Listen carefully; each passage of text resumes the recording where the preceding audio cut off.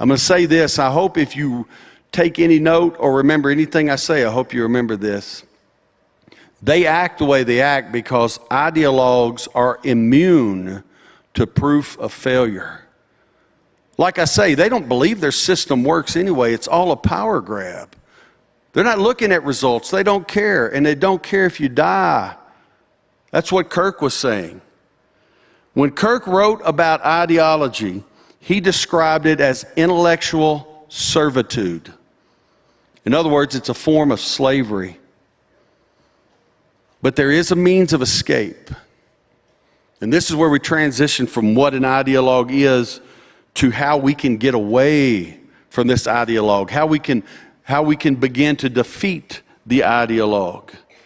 The means of escape, it's very much like some of the things I heard Tulsi say.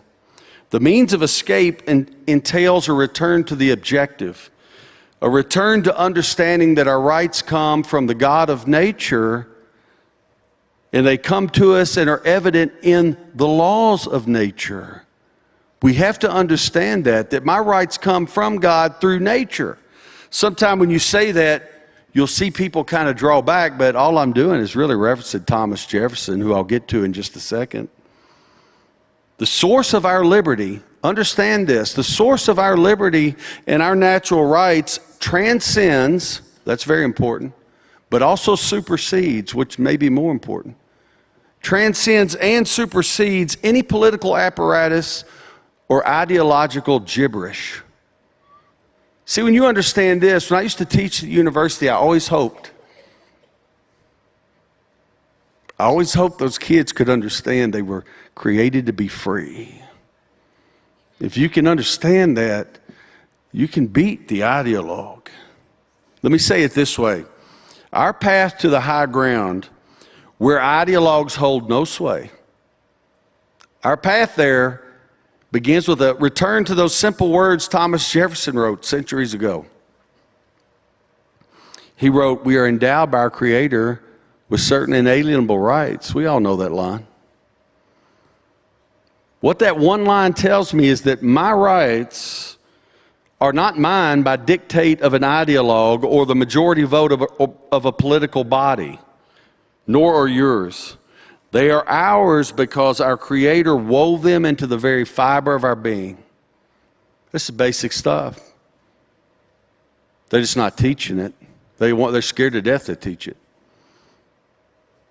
These rights, which include life and the ability to defend life, are essential to our humanity and our freedom. You're not truly human if you don't have the ability to defend your life. You're really not. You're losing some of your humanity.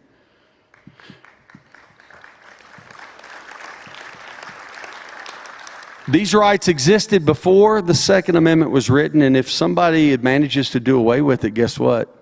They still exist. That's just how it is.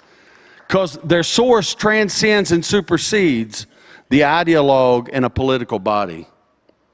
So I just say this to close. The ideologue can hiss and scream. I'm sure he will.